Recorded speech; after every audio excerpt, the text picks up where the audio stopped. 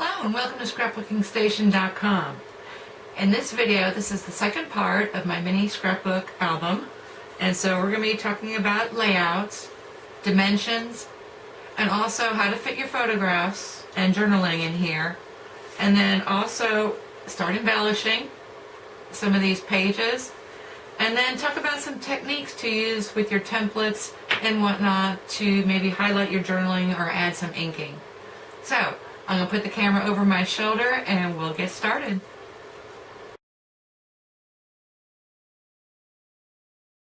Okay, let's start this video by flipping through the layout designs. So, page 1 is going to be a basic frame. So we're going to just leave it at that, and I've named all these. I mean, they're not technical names, it's just something that's what the layout reminds me of. Page 2 and 3 we're going to use bookends. And you can see why it's called that.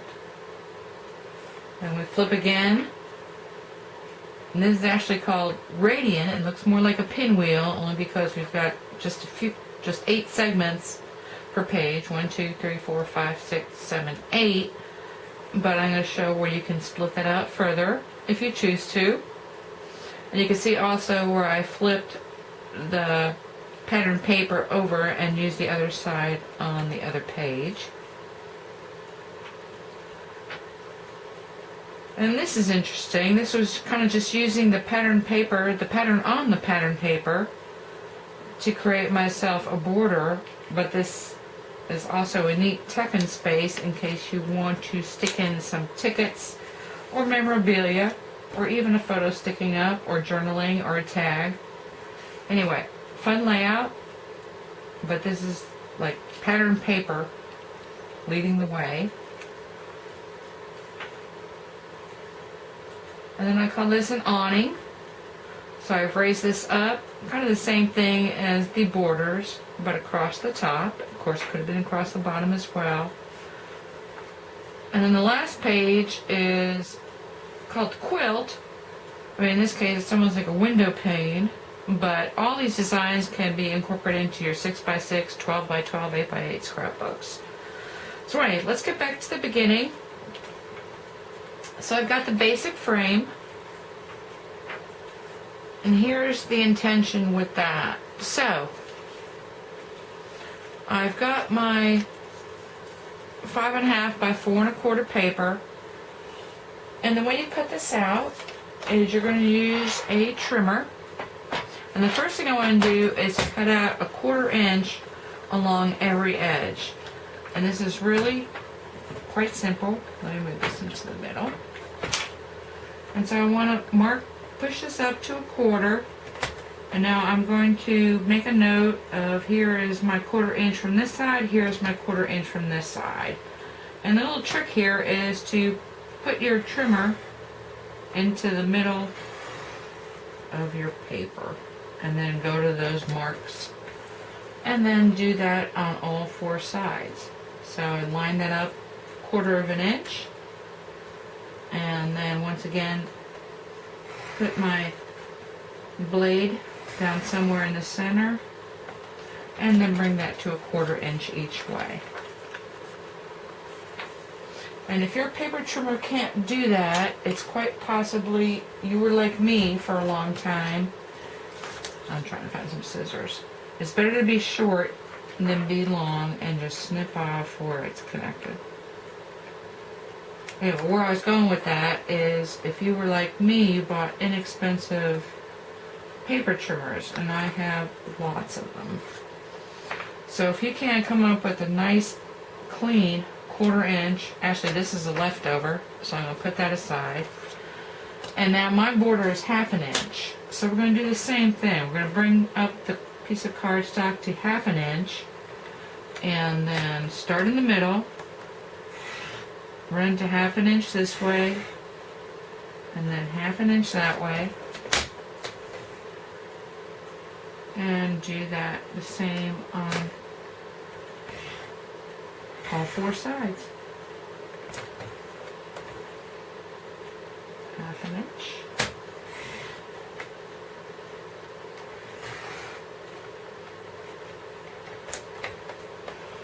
and then 1/2 inch.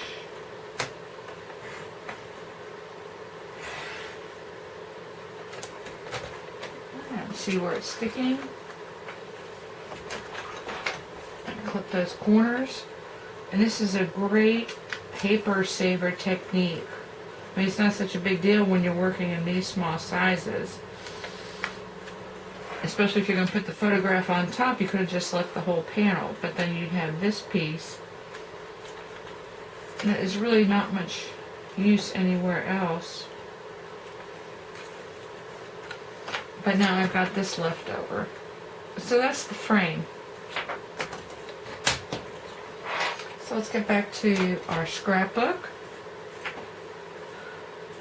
See, and the neat thing about this technique is all I needed was this piece. But now I've got this piece left over to use elsewhere. And I've also got this outside 1/4 inch frame to use elsewhere. Now if you've got a photograph on hand, I've cut this for 4 1/4 by 3, but I would actually tuck that under my frame. And now as far as embellishments, I pulled my little scallop and then one of my hexagons, and I'm going to go this way. I put a little journaling in there, and then if you added one to add some dates and times,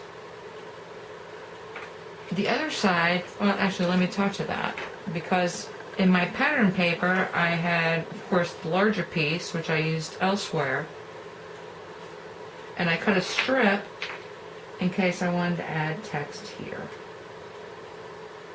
or journaling, text journaling. Anyway, that is page number 1. Now, if you have, like I said, a paper trimmer and you don't want to do that, there are other ways to make a frame layout. And let's talk about that. First one is strips. So all I did was cut, this is 1/4 inch strips. And so the first one, and this paper has nothing to do with the kit at all, it's just kind of showing you the technique. So I cut 1/4 inch strips. I cut 4 at 5 1/2, and then 4 at 4 1/4. And you can see if you wanted to make an allowance for some photograph of different sizes, this is a neat way to do it. Actually, it looks very neat all by itself. And all you do is keep nesting these. And you can go as far in as you wanted to.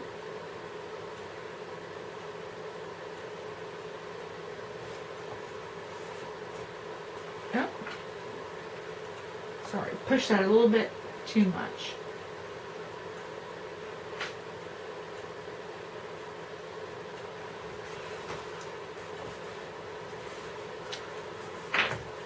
Okay, you could do that as well. And then of course the last one is, again, if you don't want to cut that window out, cut your strips to the outside dimension of the frame that you want. And then you could cut exactly at a 1/4 inch, and they would just match up, and you put this on your card base. But I like to cut it a little bit wider than 45 degrees. I'm sorry, 45 degrees, not 1/4 inch. A little bit wider than 45 degrees so I can build this onto my graph paper. And that just makes, let me move it over this way. That just makes it a little bit easier to put together. So we'll put a little spot of glue there, and a little spot of glue there, and finish up my frame. But this is a true picture frame. And again, you can do the same thing as you did with the strips, and cut yourself 4 others a little bit inside and keep moving further. Anyway, that's it with my little frame techniques, and now I'll move to the bookends. Okay, let's talk about layouts for page 2 and 3. First thing I neglected to mention are these were the leftovers from page 1.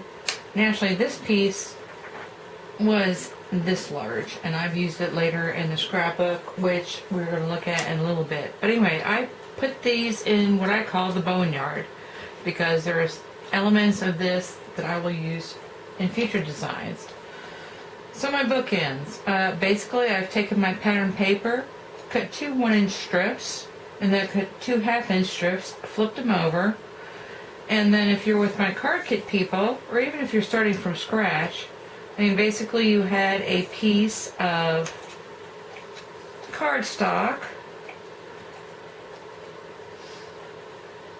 That was about 2.5 inches wide and had trim on both ends. And so what I did for these scalloped edges was trim off 1/4 inch from the base of the scallop.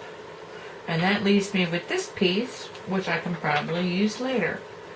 And I always like to trim leaving me the longest scrap. So this is a 5.5 inch scrap, and if I had cut it off to the size of this, I would have only been left with 4 1/4. Anyway, that's just me being frugal. So you make that, and now let's get some photographs in here. So I got another 4 1/4, and when I assemble the edges first, and so this way when I glue them, I only glue around the outside, and this way when I've got a photograph, I can still tuck it in there like so. And so maybe I've got 2 4 1/4 by 3 photographs, and you're just like, Calhoun, all my photographs are not that big. But let's keep going. So I'm going to use my corners, and these are craft corners, and then all I've done is taken a little bit of the leftovers and made little squares to embellish my corners. And this is the intent of the layout. Now, as I was talking, you don't always have 4 1/4 by 3 photographs, and that's okay. So maybe this first photograph is that size, and of course you can move these out like so, but maybe I've got 2 smaller photographs, so I'm going to stick maybe one in here, and maybe layer one like so, and then I would put my corners like this. And now it's probably a good time to say, you know, there is no right way, and you can definitely overthink it. So start laying stuff down, and we're going to use my boneyard later, all those leftovers, and we're going to come back and take a look at how we can progress further. But anyway, let's talk about that first page. So that first page, I had some leftovers, and here's the reason that I didn't have the full piece, because suppose I want to add some additional tagging and journaling. So I made myself a tag. You punch it, but for you people at home or people that got the card kit that don't have it, use your template and draw your corners and cut them. And then I just knotted this piece of twine. And that would make a really great 2-page layout. Now, let's talk about the border a little bit. So I've got my 1-inch strip. Pretend this is the pattern paper I used in the scrapbook. And what I'm going to do now is I'm going to create a valley. So this is my base, 5.5 by 4 1/4. And what I've done with this 1-inch strip is I've scored at 1/4 inch and then 1/8 inch. And then from the other side, 1/4 inch and 1/8 inch. And then I've just attached my piece of edging. And then I use my bone folder. Here it is, to do that. And now, you can use dimensionals, and I'm going to raise it up, but the intent is that I am going to stick this down here, and what I've used on the base of this are 3 layers of this computer cardstock. Like I said, you can use your dimensionals, 1/8 of an inch, or actually you can use cardboard if you wanted to. I don't know if I have that handy. But what I'm going to do is you cut 1/4 inch strips of your scrap and then layer it. And you can make as many layers as you want. In this case, I'm using 3 for each edge. And I just put a pretty trim on it, because if you look from the top, you'll be able to see these. And you can always come back and trim later. And I'm going to attach this to the other side of my strip.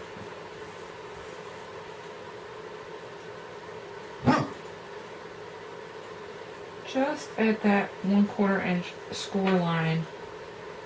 Ooh. So remember, that's the finished piece, and you can see the dimension in it. Let me get this out of the way. And so the first thing I'm going to do is get my left edge down. Of course, on the other side, you'd start on the outside, which would be your right edge.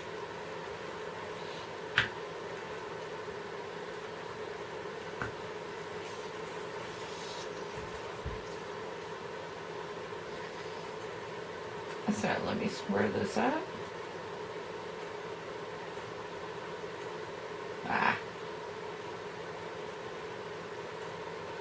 So I'm coming 1/4 inch. Now you could go end to end. It just kind of depends on the size of your photographs that you're using.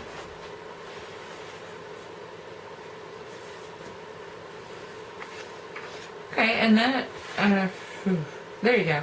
You can see the dimension on that. Now, the second piece, I'm going to want to scrunch it a little bit. Just a little bit.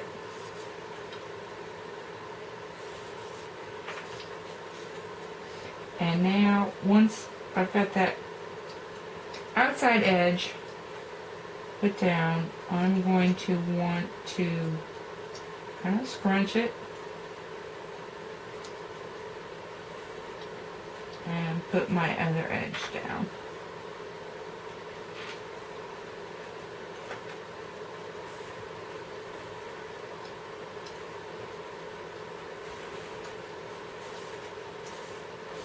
And now if I were to turn that other piece over, instead of making 1/2 inch, made it 1/4 inch, I'm going to tuck that right into my valley.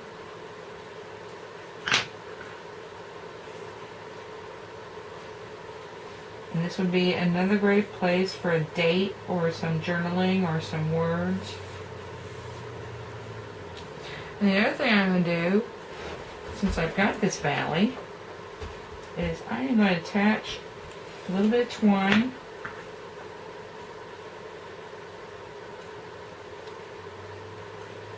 in here like so. Now especially if you use the tag, it's just something to add just a little bit more interest. And of course I do the same thing on the other side. Okay, so when we get back, it looks like the next thing we're going to talk about is the radiant layout. I'll be back in a second. Okay, let's move on to pages 4 and 5 of our mini album. So this is the radiant background. Right now it looks like a pinwheel, but I'm going to show a couple more examples. Anyway, before I do that, these are from the last 2 pages, and this goes into our boneyard in case we want to use it later. And the intent here is that I've got some tall photographs, and I think tall photographs work well for this. So these are 3 by 3.5 photographs.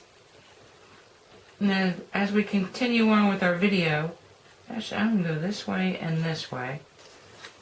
And then all I'm going to do is introduce some of these hexagons. So I've got green dots, which I'm actually going to put over here in a cluster. You probably want to raise some of those up on dimensionals. And then the same thing over here with my yellow, kind of drawing in some of the yellow from that side. As I said, I'd probably put some of these flat depending on what's in this photograph, and then maybe raise up one and actually even journal on that. But the intent is that you've got a space here to journal and here a space to journal or title. Anyway, so that's the basics for that layout. But for these pinwheels, we've only cut the pattern paper into 8 pieces, using 4 here and then 4 on this side, but just flipped over. So you cut the pattern paper tall-wise, lengthwise, and then corner to corner to create your 8 pieces. Now, if you want to go a little bit further, you can split each of those pieces, and that's just measuring from here to here and cutting it in half, going into the center for each of your triangles. And again, there's 8 pieces, so now you're making 16. 8 for one page and 8 for the other. And that's the basic layout for that. Now, you could also take those 8 pieces, flip one side, and put them together like so, and go all the way around like that on both pages. Then the other thing you could do, of course, is come across, and this is just a 1/4 inch piece of coordinating cardstock, and this card kit, that would probably be your pool party, which you will get left over from the one that's edged. So you can do that. And of course, if you remember, we've got this frame, which actually just happens to be 1/4 inch. So if you wanted to, with your card kit, and you were slicing them up, let's see if I could put 2 together. You wanted to use a pattern paper to make your edging, that would be great as well. Now these are not true radiants, because the further you get from the center, the larger the ray ought to be. So let's talk about that for a second, because you've got another option. And so I've created these, and I'm thinking, I don't know how they're going to go. Anyway, something like this. And this is a true radiant. And the way you create that is get yourself a square piece of paper. This is 3 by 3. And so the first thing you want to do is go corner to corner, fold it like this.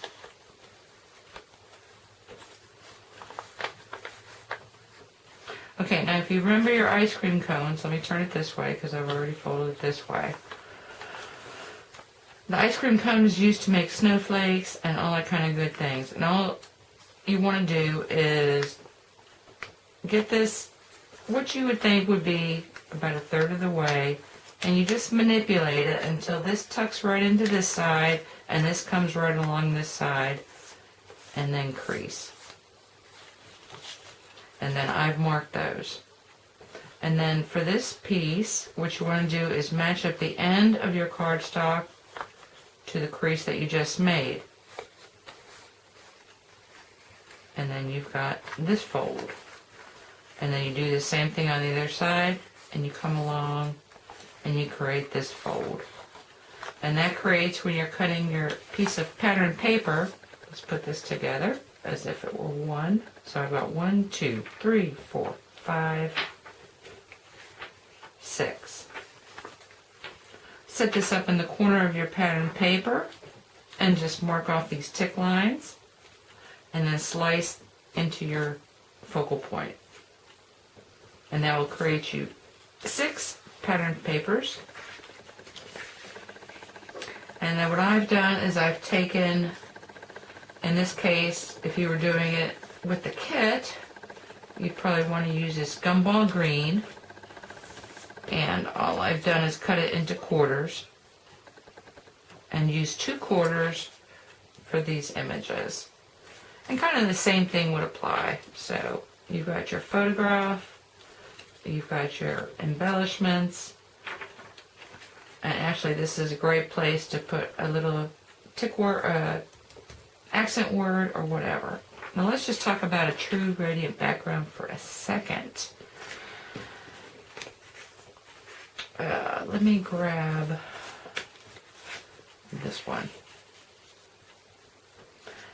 For this size scrapbook, it really doesn't matter. The easiest way is, like I said, to measure along the edge. But a true gradient does not do that. And so you'd want to do the same thing with your folded piece of paper if you wanted to mark a gradient, because in a 12 by 12 page it does matter. And you can see, so I fold it, and I just drew the lines on there so that you could see, but I would just use the folds as for my tick marks. Fold it this way, fold it this way, and then for each half, what you want to do is this is one ray. And let's do it this way. Marry up the two folds and come all the way across. And once you do this, you do it forever. But you can see where even in this rectangle, or actually even in a square, your corners are going to be farther away from either of your sides. So this is the way you do for a larger scrapbook, or if you wanted a true radiant. Mark your tick marks and then cut. Anyway, for this one I have no leftovers, so we're going to move right away into, let's see what we've got next, is our pattern paper. So let's go there, and Hello I'll be back in again. a second. Surprise, it's me. I'm sorry, the video is taking a little bit longer, so we finished the first 5 pages. I'm going to show a couple of photographs of what we've completed, and then in part 3 we'll finish up the album, talk about the box, and a couple of techniques. I hope you continue to watch.